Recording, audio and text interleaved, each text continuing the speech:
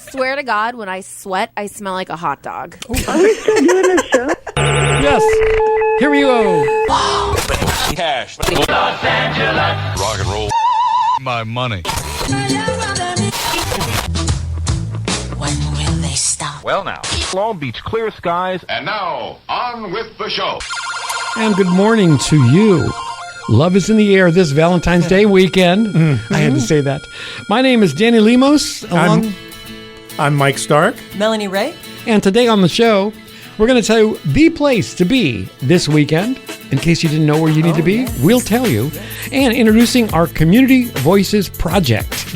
Right here at KLBP. We'll get to that during the show, so stay right here. Mike?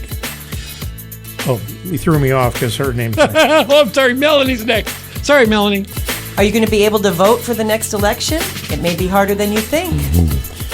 And you all know I just got back from a vacation. Yeah. The music today was all literally recorded and produced on a cruise ship. And I got to audition, and you're right. Stay here. It's going to be so cool. I love that. What a great theme for us. Yeah, Mike was on the Rockboat cruise, right? Yes.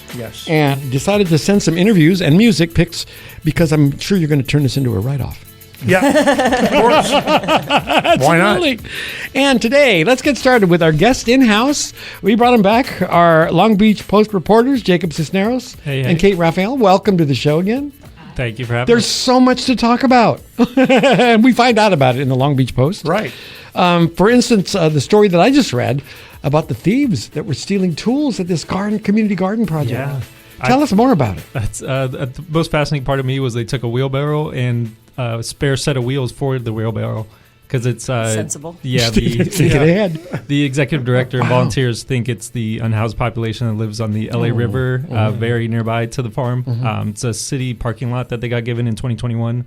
They've since turned it into a vibrant farm with bees and raw honey and leafy greens, all sorts of veggies. And who's the organization that's behind it? It's Sowing Seeds of Change. There we go. They provide volunteer opportunities for young adults with disabilities, kind of get them outside. It's therapeutic. They get to interact. And the executive director said they just, blossomed from being out there. But they keep getting broken into, so they have to take time away from that to patch fences and secure tools. You said in the article that their lease is almost up and they might not renew it because so much trouble's been down there. Right. I think they're getting another space. I didn't ask exactly where that's going to be because I don't know if all the details worked out yet, but they were promised a place in the Chavez and Drake Park expansion, which is, I'm newish to Long Beach, but that I've heard about that for a long time. We've heard about it for a long time too. Sure. In fact, we think it's going to be another 10 years before we see any of this development. They're supposed to have a design in the summer, so we'll see. We have a dog in that hunt. Literally, we're trying to get a dog park in that expansion as well, an off-leash dog park. So that's important to the community, I think, anyway. Yeah. And when I read the story, I thought, oh boy, if there's anybody out there whose heart opens up over it, you can get in touch with them. Yeah. They're at sowingseedsofchange.org. And find out about all their, whatever they need if you want to help them out. Right. Maybe you got a wheelbarrow. Or a wheel. Or wheels. Yeah, or wheels. Well, see, if you're an investigative reporter, they should be easy to catch. Because they're moving quick. But another article in the Long Beach Post, Kate did, and this was about the homeless count, which we talked about before it happened. So tell us what they found out. Oh, well, it was. I got up incredibly early with hundreds of volunteers across the city. You actually went with them? I went with them. Yeah, so they break up into different groups, about 5 to 7 people, and we were kind of around Santa Fe, and just west of the highway. Right. And so start at 5 a.m. And you're kind of driving around looking for folks who seem like they may be unhoused, and then asking them. The volunteers ask them a series of questions. And then I stayed out of their way, kind of was observing the process, and then started talking to a few people about their story, about what they felt like they needed, what they weren't getting, what they were getting. We actually saw fewer people in the neighborhood I was in than we expected to. Maybe some people speculated that the city may have actually housed some folks. We don't have that confirmed at all. Wow. But it was interesting that the volunteers I was with who had been in that specific neighborhood before were expecting to see more folks, expecting to see more tents. than we actually did. So could be a good sign, unclear, and we'll wait a few months before the city actually releases the number. So we don't yet know how many people they counted, but we'll When I wait to heard hear. about it, my first question was, that's something I might want to do if I was going to stay up all night. But how do you approach somebody? Are they trained in how to reach out? In other words, you just walk up and say, "Hey, can I talk to you?" They're a little shy, I guess, of coming over and talk to folks. But Good question. how'd that work? Yeah. So the volunteers are trained. They do get some training, and they go in and they're very respectful. They ask if they want to participate in a survey. They're offered 7-Eleven gift cards, and they're handing out hygiene kits as well. So just again, trying to offer these folks something. No one has to participate, so some people declined. But they just go through a survey. They ask questions about, some demographic information, what resources they're aware of, and then I just asked more questions about their life and who they are. What were tell me about that. What were some most surprising things you found out, like the answers you got? Well, I talked to this one man who was taking care of, I think, 7 cats.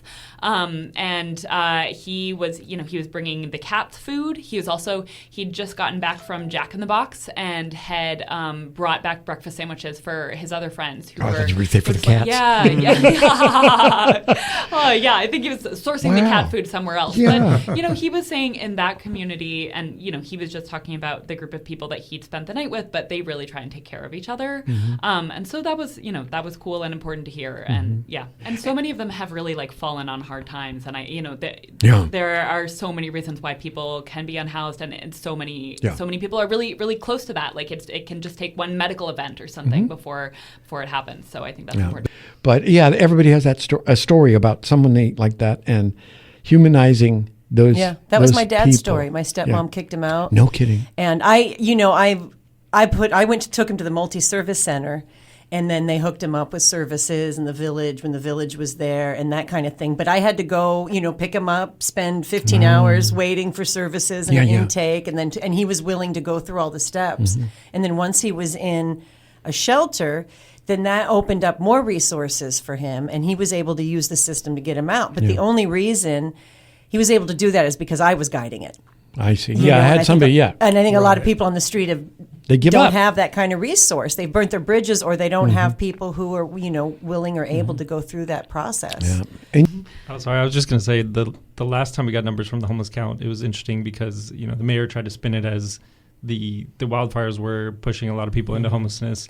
But what we saw was the city's machine, for lack of a better term, that all the money they're spending, all the housing they're building, is doing a pretty good job, in my opinion, of getting people into housing, but it's not keeping up with the number of people who are pushed out from rising rents and other factors that are affecting people, rising healthcare costs that Kate brought up. There's just numerous factors that lead people to end up in that position. But it's one of those stories that caught my attention was your story about the killer corner. Dun, dun, dun. Oh, my gosh. Second in Redondo. I'm right. Boy, that was...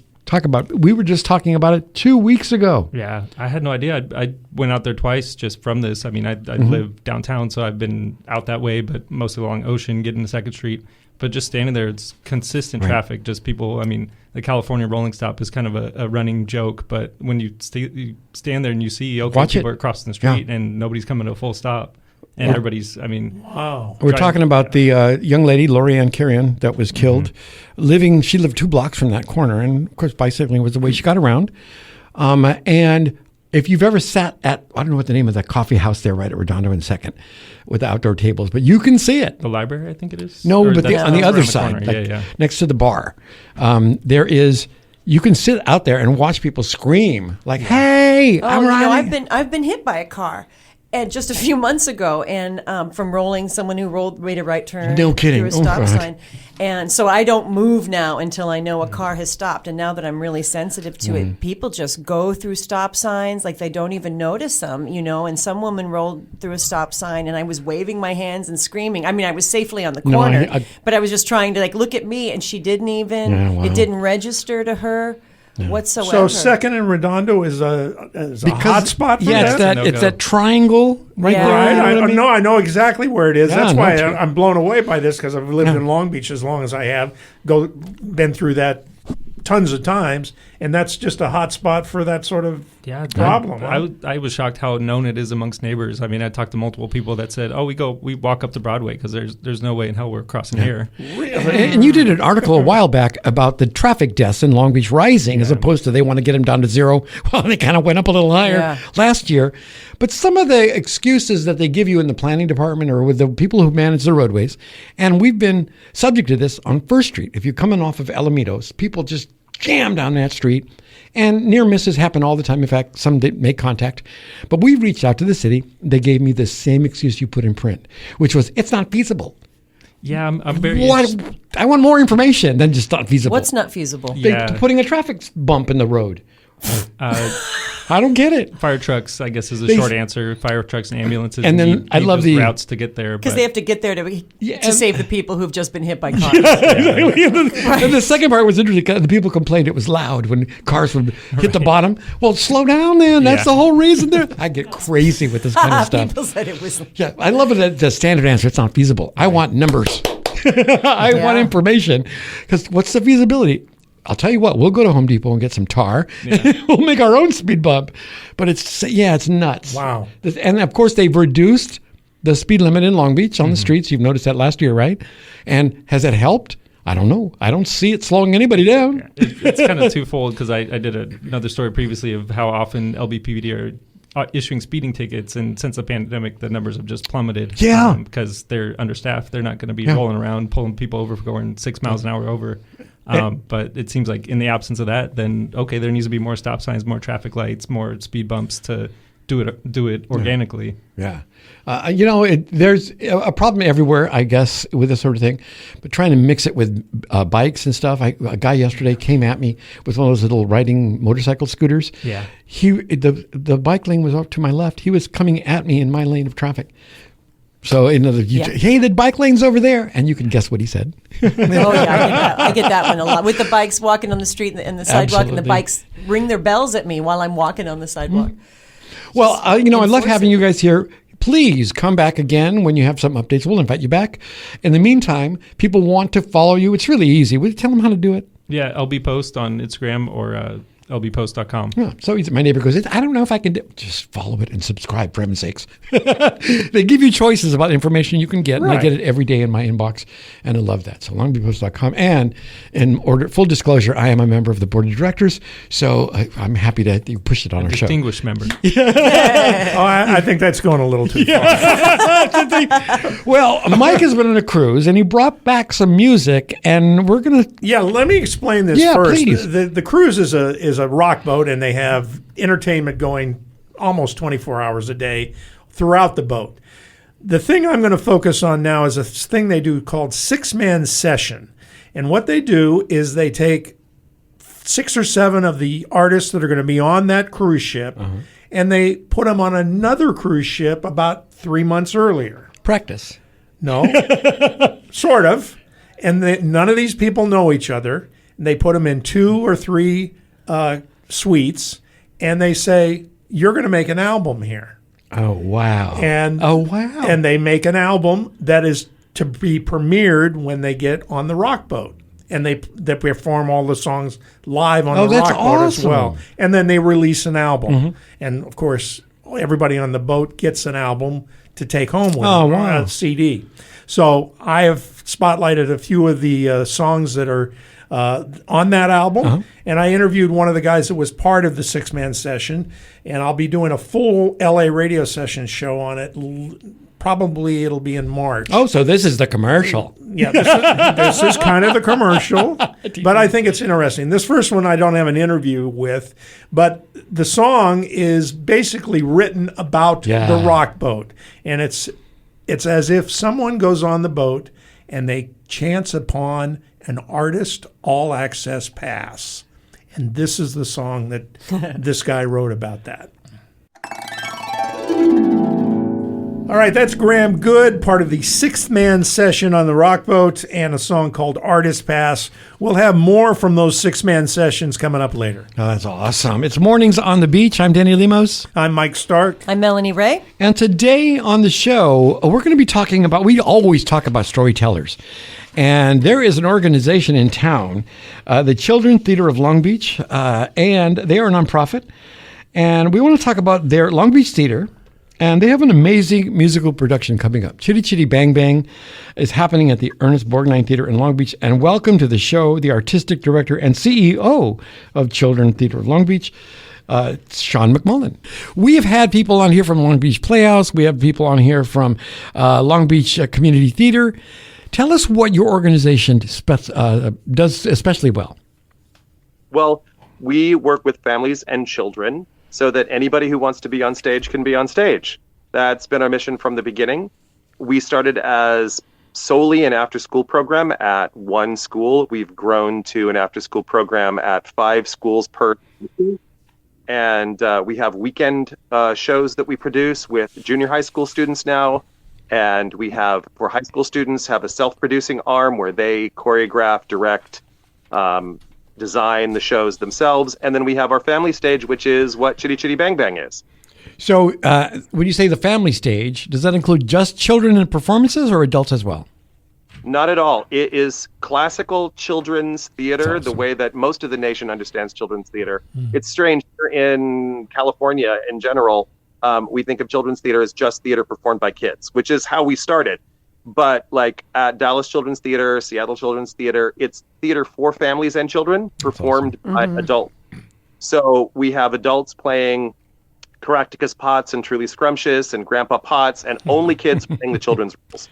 How did you get involved with them? I was a kindergarten parent who was sitting in my first PTA meeting with my wife, and they were passing around a clipboard, and on it were things to volunteer for. And I had just recently graduated from Cal Arts with my degree in theater, and we said, well, we can help out with the theater program. And then the PTA president came running up to us and said, thank you so much for signing up to run our children's theater. That'll teach you. That's wild. I am. So 20 some odd years later. wow. In those 20 years, what's something that you learned you didn't know about directing children when you went into this project? I had no idea how it would feel to watch somebody grow up into an adult. That's most amazing. To see the complete journey from preschool all the way to adulthood and college. I now have one full generation that I've watched. Yeah, and it's amazing. They're joining us as designers and as technicians and as adult actors on stage, and it's like being a parent. So just to watch what theater has brought to these kids' lives and the way that they then have affected the world through theater is a beautiful thing. Nice. You know, the difference between performing for TikTok in your own home and being in the theater means you've got to be disciplined. Rehearsals, and you have to be on time and interact with other folks. So is there something you notice about people that want to be on stage that just a normal kid that maybe just wants to be a social media influencer might have? Is there a difference in those kind of kids? I think it's all the same impulse. I think there's an impulse of wanting to be seen and wanting to show people what you can do. And kids who just love to sing or dance or act, they kind of come at it from all different points. And but the collective thing is that they have a passion for this, and they find their niche, because there's so many niches in theater. It's like you said, TikTok. I suppose there's lots of niches there too. Yeah, but it's less in terms of you still have to be the presentational. You still have to be sort of your own producer. Here, you can find your way in and be a performer, or you can find your way backstage, or you can. There's so many things that you can do, and. Speaking of finding, how do people find you if they're interested? We're on Instagram at children's_theater_LB. We have a Facebook page, Children's Theater of Long Beach. We're on our website, childrenstheateroflongbeach.org. All those ways. And then our home is the Ernest Borgnine Theatre, which is part of the Scottish Rite Event Center on 9th and Elm. So you could always call. There we go. I love that space. It's a beautiful space. It's 100 years old this year. It's an amazing space. I was just going to ask, you mentioned in the beginning that you were assigned this position at a PTA meeting. Did your kids get involved in this at all? I have one, my daughter, Hannah, and yes, she did. And she went to OSHA, Orange County School of the Arts, graduated from, she got her degree in theater and PR, and is out working in the field. And she also came on board as a board member at Children's Theatre of Long Beach for a long time, as a program director, as a classroom teacher. So she was... Wow, that's great. This last after-school program was her last one, because she's launching her own career and moving off in her own direction. But yeah, for a long time, she was part of this. That's fabulous. So are you the director for the current production, Chitty Chitty Bang Bang? No, our director is a good friend of mine, a wonderful director named Mark LaManna, who has directed opera all over California and nationally, and has done some musical theater, but primarily has been an opera director, and just brings a really wonderful touch to this production. That's great. And when is it? We open February 21st, so next Saturday. Oh. And we run the next day, Sunday, at 2 p.m. And then for 2 more weeks, Fridays at 7 and Saturdays and Sundays at 2. Whoa, these kids are going to be busy. Yeah. That's really great. Plans for the future? We are starting to launch classes this summer. Oh, cool. People are asking me, do you teach acting classes or dance classes or directing classes and design classes? So we're going to put together a whole package of those and launch them over the summer. That's great. Would that be in a certain location or all over the city? Yeah, it's at our new location, actually. We just got our classroom spaces at Los Altos United Methodist Church on the corner of Woodruff and Willow, right off the freeway. That is so awesome that you're there. All these great pieces of information that you're so generous to come on and give us this morning. So good luck with Chitty Chitty Bang Bang. Yes. If people are going, you know what, that sounds fun, we'll take the kids or grandkids. Where can they find tickets? They go to childrenstheateroflongbeach.org. And the tickets are right there. That's great. Well, Sean McMullen, the artistic director and the CEO of Children's Theatre of Long Beach, thank you for coming on the show. And when you have another production up, or you want to bring some of the kids by, that would be awesome. Oh, absolutely. To bring them by and have them be on the radio with us would be great. You have an open invitation. Cool. Oh, thank you so much.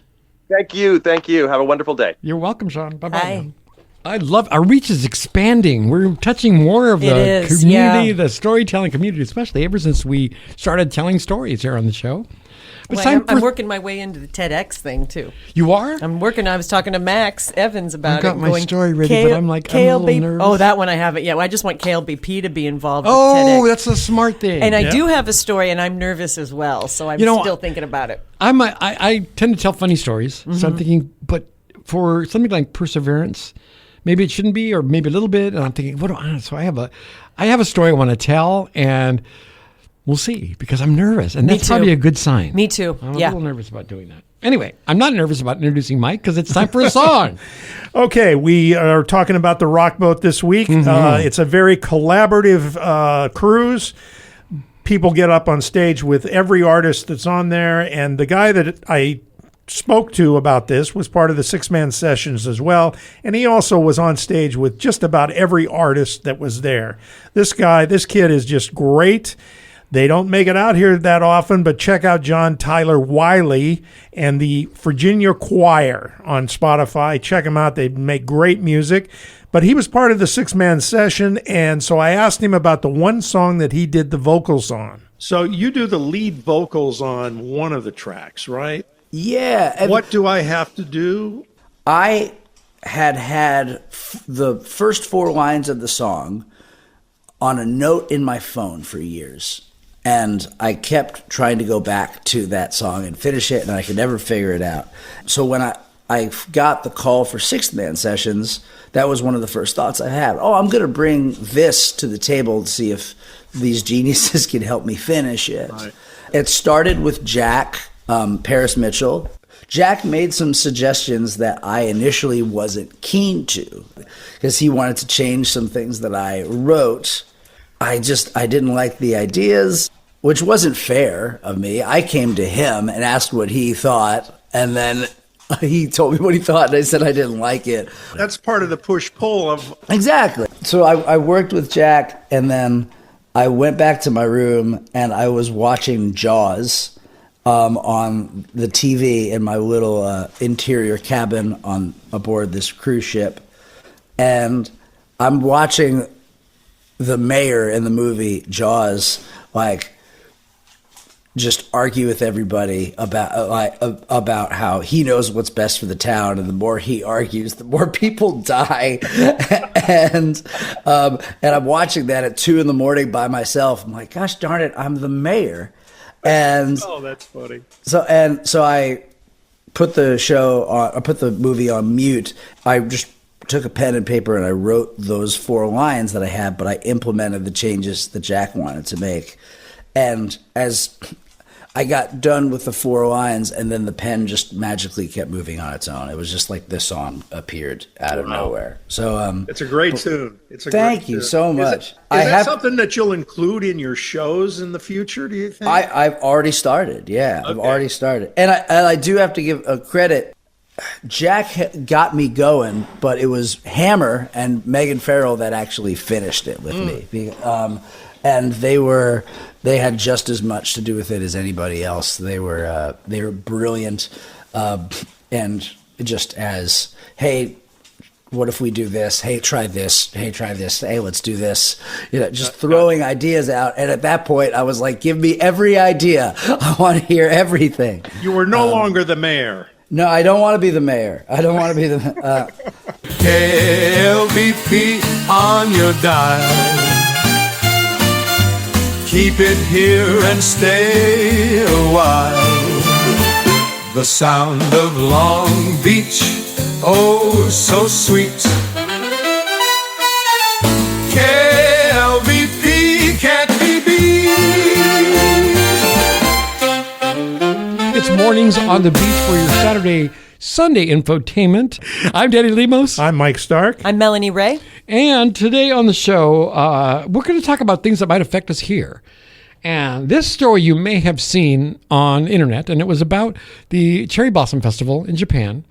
And it's being canceled, at least one of the major events that happen in a particular spot where people like to congregate because of the Mount Fuji lines up in the background and Instagrammable photographs. Yeah. So in the last couple of years, so many people have overwhelmed this one spot that the folks have canceled their festival in that town.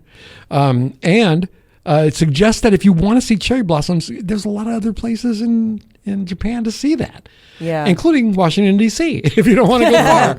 But it's sort of a clue for what's starting to happen around the world with spots and how social media and people wanting to be in that spot have affected tourist spots. Yeah. I mean, if you've been anywhere recently, you realize that people flock to wherever, and you best to avoid it in the morning and go, you have to pick your times. Right. I'm thinking for me, like going to the cathedral in Barcelona.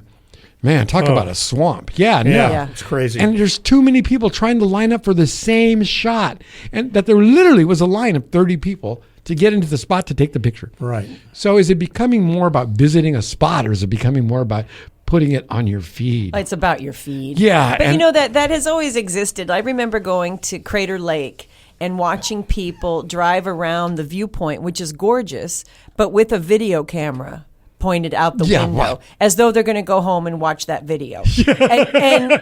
And I'm training myself now to not take my phone out, to not take the picture, to not take the video, and to just be there. What's exciting for me is that you pointed out the fact that how many videos do you have at home of things you thought I will watch when 7,000. I'm trying to clear them now. And it takes you away from the moment. Right. And if you don't understand that, try not doing the picture or the video when you're out and see what happens. You'll have a different experience. But it's so crazy that everybody wants to, Well, it's an addiction. The social networking is, and then I've taken all the networks off my phone, but I find myself still going for it, just because I'm used to interacting with it all day, every day, and Well, that's where we're living. The CEOs of those companies would beg to differ with you. It's not addictive. We didn't write that. Oh, algorithm. right, just like the cigarette companies. And I'm telling you, doesn't it feel like that? Like something how many people pick up your iPad or your phone right before bed and you got to scroll through a little bit. Yeah. To feel like, I don't know what that feeling is, but then when I caught myself the other day going, you know what? You're addicted. You're scrolling and there's nothing you're looking for. Right. Maybe another cat video where they dance and cook. Those are cool. But that's about it. And the one of President Trump dancing with Bad Bunny. Did you see that in the Oval Office? No. So they took Bad Bunny's dance, mimicked the president, an AI, of course, and they're in the Oval Office doing that dance together. And I went, if only. Right. If only. Oh, my God. While we were being distracted by all this Epstein stuff and his big Bad Bunny rant, the House passed elections overhaul bill called the Save America Act, which has specific ramifications for women. Yep. Especially women who have married and changed their name. And by the way, whenever you hear something like Save America or the You know it's the Patriotic opposite. Act or whatever, it's No. authoritarianism. No, the Save America Act ought to be just get rid of this orange ball in the White House. Yeah, that's what you want to do. See, that's it for you. Yeah, I was going to say, here we go. Where's the bus to the it for camp? you. I'm ready. It's one of those, so what this is, by the way, is a bill that says that if you change your name, right, you cannot vote under that new name. You have to vote under your original name, right? That's where it is at the moment. Now, everybody's fighting it legally. This is crazy.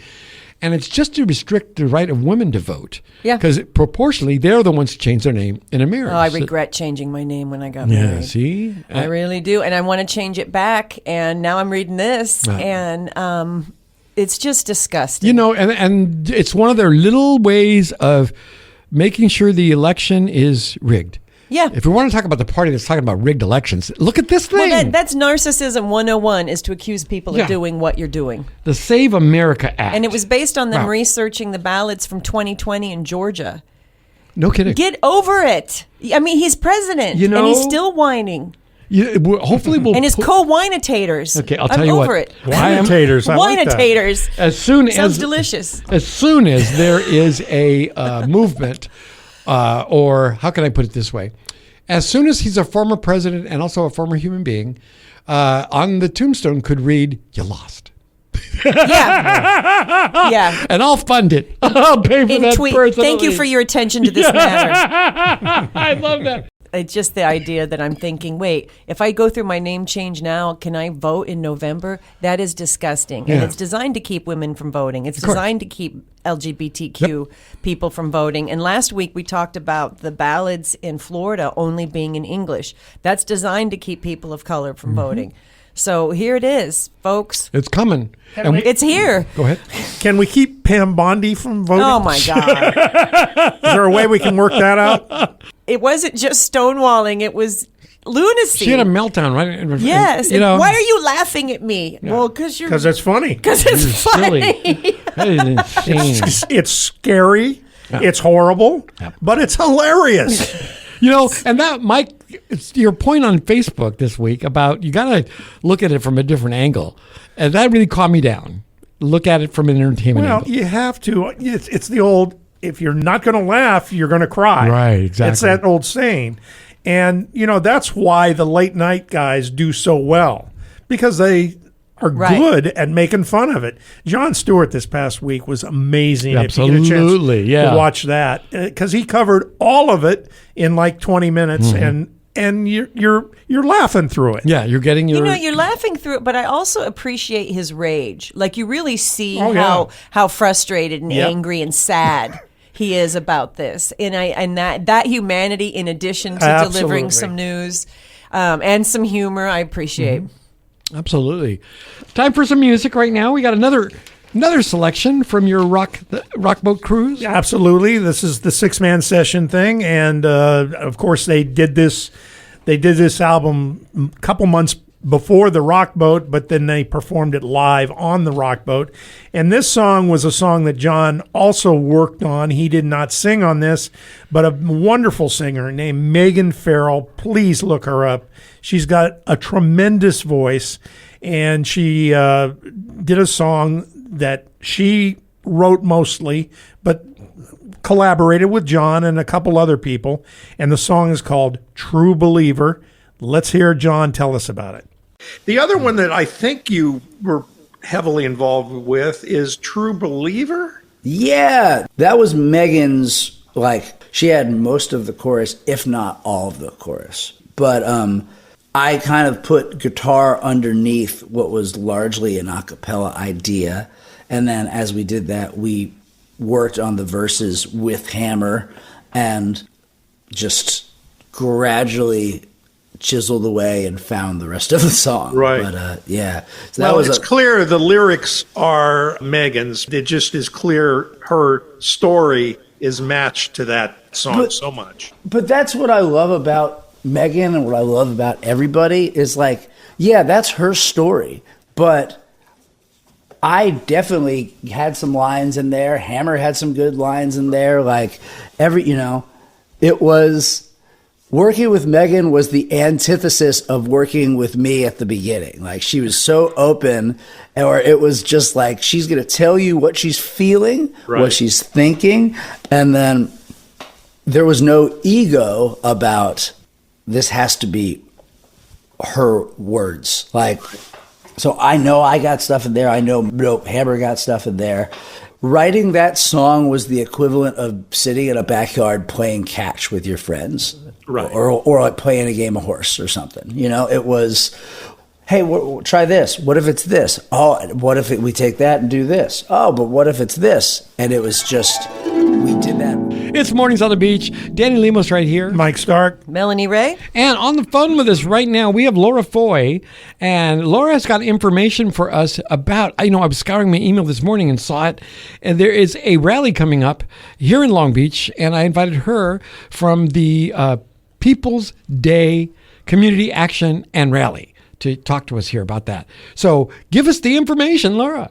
Hi, all. Hi. Yeah, so as many people are feeling extremely disappointed with the presidency as a whole, there's been a line that's continuously floating that no one's coming to save us. It's us. It's the people. So it's really time for us to be united, to get clean and clear on how we're connecting. So 12 o'clock on February the 16th, which has traditionally been known as President's Day, we're renaming this. We're reclaiming this. This is People's Day. Awesome. This is about us saying what kind of world we want and giving room for those voices. So 12 o'clock at the Bixby Annex Park. That's that Bluffs right across from Bixby Park. With the rocks in it. We're talking Cherry and Ocean. Yeah. In between, I think it's Junipero is the other side, right? Yeah, Junipero and Cherry. Yeah, it's the part of the park that has those big rocks in it. Yes, exactly. The one with the beautiful boulders. Yes. So that starts at 12 noon. And what's going to be going on down there? Yeah, so we will have speakers. Chris Cluey is going to be coming on out. He's the NFL player who got arrested for some civil disobedience down in OC. He's running for public office, so we want to listen to what he has to say. We have a lot of local grassroots organizations. Like we said, it's People's Day. So SoCal Uprising and SoCal Resistance are the two main organizations that are putting this event on. However, we're going to have speakers who are speaking up against ICE and what they're doing in our community, and also inviting folks to get involved. How can we protect our neighbors? So that's going to be from the Harbor Area Peace Patrol. We also have some folks that are going to be speaking on what's occurring in Palestine and how the things that are occurring in our government are directly linked to what's occurring in Palestine. So we have Palestinian Youth Movement. We have CSULB Divest. We also have ranked choice voting. So that's another push that's been happening in Long Beach, where we're trying to get it so that it's not just this candidate or that candidate, but where you can actually say, my first choice, my second choice, my third choice, my fourth choice. And City Council is listening to the possibility of having this in effect in Long Beach. Then we want it to spread to LA. Oh, wow. Then to California, then to the country. Wow. So they'll be there. We've got some poets. Carlos Ornelas is like an incredible poet. He is Chicano and revolutionary, so he'll be sharing his very inspiring words with us. We also have a Syrian Latina poet. She's a feminist who does a lot of Indigenous rights work. Nice. Speaking of Indigenous rights, we're going to have the American Indian movement start us off with land acknowledgement, healing song, and some really great fiery words from a great elder That's great. who's in his 80s now. So it should be really great. We'll have some wheels. There's going to be folks on roller skates, a big old brigade of roller skaters, and a big old brigade of bikers. We'll also have capoeiristas dancing. So look, you guys have been busy. Rain or shine. Bring your umbrella. Okay. Bring your hope. Bring your openness. Bring your willingness. Bring your courage. I'll bring my dog. He'll be with me. He wants to go to another protest. He liked it, the last one he went to. Lara Foy, thank you so much for taking time out of your busy day. She's an acupuncturist. By the way, where are you located? I'm down in Bixby Knolls, so it's on the corner of Atlantic and San Antonio. I'm 4 Seasons acupuncture and healing arts. I take all kinds of crappy insurance, Medi-Cal, Medicare. We love her. All of it. You all think right. you're not covered for acupuncture? You are. Oh, that's awesome. I love it. I love it. Great for plugging yourself on that one. Thank you so much for the last minute invitation to be on the show and responding to it. Thank you for inviting me. Go get those pins out of the people. Yeah, really. She's got patience waiting. Yes. We will be there on Monday, and we'll see you there. Yes. And also, if Minnesota can handle the snow and be out there in -40 Good point. to stand up for democity, I think SoCal can handle a little bit of drizzle. So good point. Excellent. Rain or shine, we'll be out there Monday, right there, Bixby Park, right on the ocean there. All right. Much love and solidarity. Take care. Thank you so much. Bye-bye, Lara. Bye-bye. Where you want to be this weekend? You want to be downtown in Long Beach for the Art and Design Walk, which is happening on Valentine's Day, Saturday. Yay. Today. Yeah. So if you're listening on Sunday, it was yesterday. You should have been there. Yeah. It was great. We're going to be on the promenade with a whole bunch of other artists, and they'll be scattered throughout downtown. And between 3rd and Broadway on the promenade will be our booth, KLBP, right next to Ism Brewery and the Ordinary Tavern. However, there's going to be a Black History Month celebration north of us on the promenade where we normally hang out above 3rd. And there's going to be this incredible afternoon, evening light and sound extravaganza is the only word called a tune, which is going to be at 1st and the promenade, right where the streetcars drop you off, the Transit Mall, as it's called, right there. And it's going to be happening, I think, in 15 different LA County locations at the same time. Cool. What time is that? I think it starts 4:30 and goes until about 7:30 or so. But the information you can find on dlba.org. And you can also find it on klbp.org. And by the way, I don't know if you looked at it. We have a new website. Yeah, oh, it's awesome. It's really cool. I like it. And the information's right on the homepage there about where to go. And we'll give you, come down and visit us and maybe record your story. Yes. And that segues into what we're going to be starting Saturday on Valentine's Day. We're starting what's called the Community Voices Project. You've probably heard it in various forms as being a storytelling project, collecting stories, whatever. We want to hear from all Long Beach, and we want to hear what you have to say to us. So it might be the fact that you want to tell us how you got here. You want to tell us what's going on in your world. You want to tell us about your family, whatever your story is. And, it's easy to figure out what your story is. You could either do your history of your family, but we want to hear from you. So if you come down to the promenade, 15 minutes before each hour, we're going to be recording a story right in front of you. We're going to go to some brave souls and say, tell us your story, whatever that means to you. We don't have any parameters. However, it's Valentine's Day. Why not a story about love? And, that'd be kind of cool. Yeah. You have any I can tell. No, I have a Valentine's Day story, but... It's an anti-Valentine's Day story? Yes, it is. I have a funny feeling. I'm telling you, whatever it is for you, whatever your story would be, come and tell it to us. And there'll be some folks that'll be doing spoken word. There's some poetry that's going to be read. Just going to be one of those artistic things. Coming out. And DJs downtown. Too, right? Yeah, we're going to have music, DJs. We have a live band happening at 5 p.m. They're called Formal Inn, and they're going to play from 5 to 6. So we've got Abner and Tantan. We've got Daniel McMahon. We've got Mike Anthony. Cinnamon's going to be out there.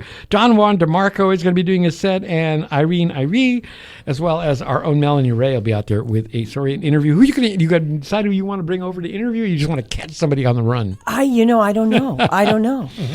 Bring Ann. I'm sure she's got a million stories. Yeah, right. But it's simple as whatever you think your story is, we're going to give you an opportunity over the next year to tell it to us, and we're going to store all those stories on our website, so you'll be able to click and hear the voices of Long Beach. There's so many people with so many different opinions. We want to hear them all. Yeah. Including the opinion of our board member when he finds out we're going to be dealing with Palestine. I'll cut that out. Yeah, I think I know who you mean. Yeah. Oh, God. All right. Let's see. All right, that pretty much does it for us today, except for one last interview as we go out here from your Rock Boat special. Yeah, John Tyler Wiley was part of the 6-man sessions, which they recorded a couple months prior to the Rock Boat. And the cruise they were on was a chef's cruise. Oh. In other words, you went on this cruise if you wanted to learn about how to cook. Oh, sign me up. Yeah. So they put these musicians on this chef cruise, and it kind of got into the DNA of the songwriting. And so we're going to leave with a song called Eatin' Well. All right, that's awesome. So cool. All right, thank you. We'll see you next Saturday. Bye.